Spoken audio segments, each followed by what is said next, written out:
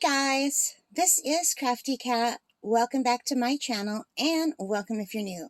We are here with a brand new completion and review video.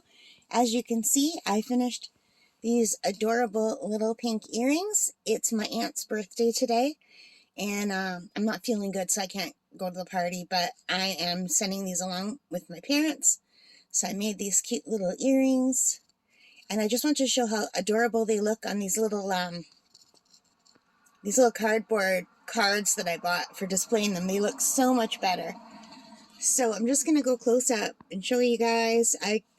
These look just as nice without the bead as they do with the bead, but I thought the bead just adds a little something.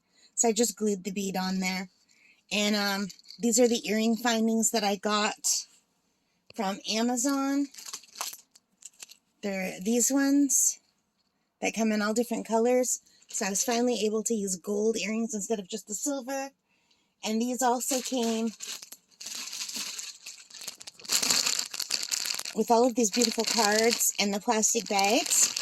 So let me just quickly put these in the bag and I'll show you what they look like. Now I did buy some stamps so that I could stamp these with some cats or cat paws. But I don't want to do that now because it takes a really long time for the ink to dry. And if I do that now, the ink will get on these earrings. So I'm not going to bother with stamping these ones. But I will another time stamp a bunch of these and pre-stamp them and let them dry. So yeah, I'm really happy with how they look. And they look so cute. And I'm just going to put these in the plastic and then pop them in the card. And the birthday card. And I think that's a perfect little gift. All right, I'll be right back. Alright, so I am back, and I have these earrings in their little plastic self-sealing container. They can even be hung. I can make a bunch of these to sell, which I actually might do. And this is what they look like at the back. So I could even put a stamp on the back eventually. And I have these little plastic things just to hold them in place.